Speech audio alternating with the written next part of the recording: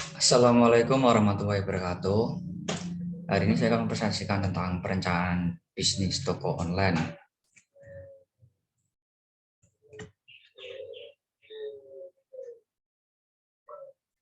Ya, mata kuliah analisis dan perencanaan sistem informasi. Perkenalkan, nama saya Robai Tajudin dengan NIM 2021-53126. Selanjutnya, apa itu bisnis dan toko online? Bisnis online adalah bisnis yang dijalankan melalui internet. Artinya aktivitas bisnis seperti jual beli, pelayanan kepada konsumen, promosi dan sebagainya dilakukan secara online. Menariknya, Anda bisa menjual berbagai jenis produk melalui bisnis online. Sedangkan toko online ialah toko retail tanpa wujud fisik yang tidak melibatkan tatap muka langsung antara produsen atau penjual. Jadi bisa dibilang toko online itu bisa kita menjual barang dengan cara online dengan menggunakan internet, hampir sama dengan bisnis online.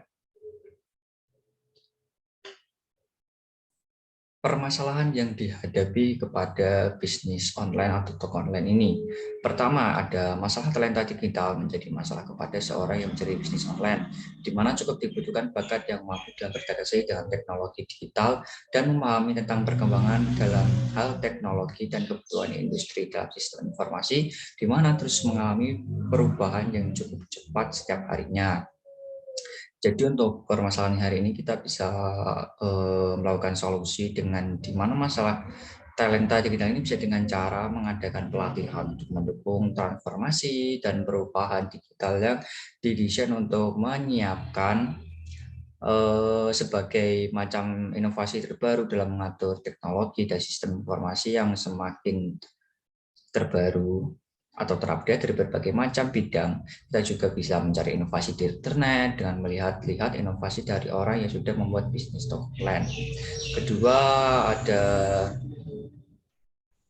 penipuan yang masih sering terjadi di penjual malah penjual, di mana banyaknya jumlah penipuan ini dalam pihak penjual dan penipuan lebih was-was dalam ingin menjalankan transaksi, terutama jika saat menggunakan sistem COD, di mana biasanya sistem COD itu si pembeli waktu didatangi oleh si pengirim itu biasanya dia bilangnya tidak membeli barang ini, itu merugikan dari pembeli. Sedangkan untuk merugikan penjual, sedangkan untuk perugi dari para pembeli yaitu biasanya barangnya yang datang itu tidak sesuai.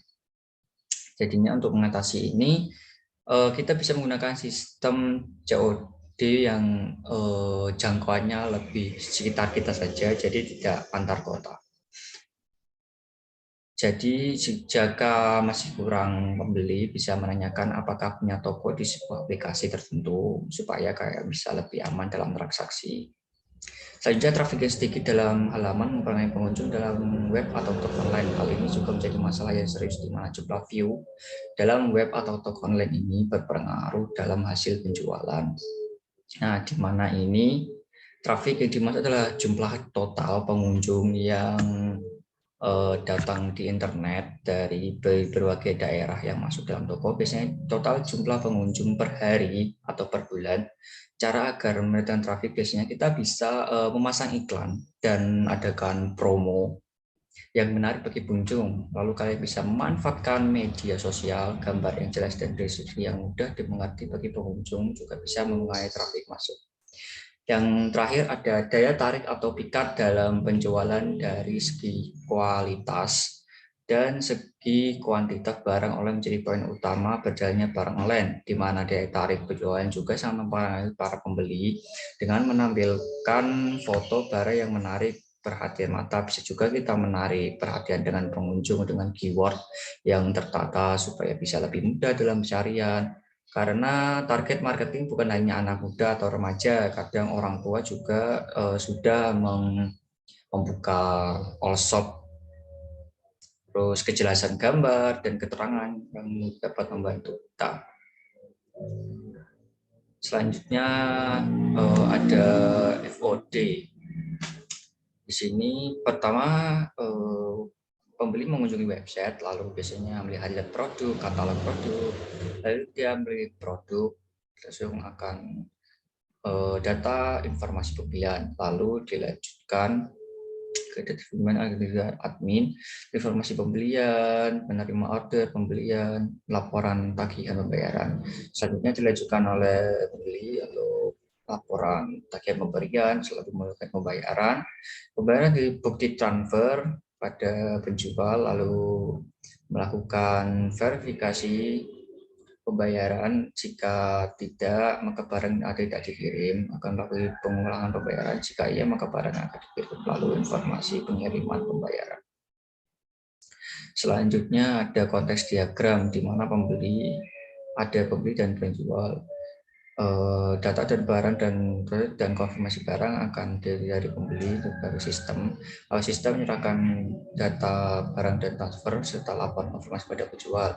Lalu penjual melakukan konfirmasi serta pengiriman, dan sistem akan melakukan konfirmasi dan pengiriman barang terhadap pembeli. Selanjutnya ada data flow diagram, di mana data flow diagram ini pembeli akan melakukan data pembeli ke dalam daftar pendataan, lalu penjual mendapatkan data dari pembeli, lalu pembeli melakukan input data produk yang dimana akan dicek pada konfirmasi produk apakah ada atau tidak. Lalu habis itu kalau jika ada, pembeli akan melakukan data pemesanan produk. Informasi pemesanan akan diajukan ke dalam transaksi. Lalu informasi transaksi dan penjual dan pembeli akan melakukan transaksi. Lalu setelah melakukan transaksi, data transaksi akan masuk ke penjual serta pembeli akan memasukkan data transaksi.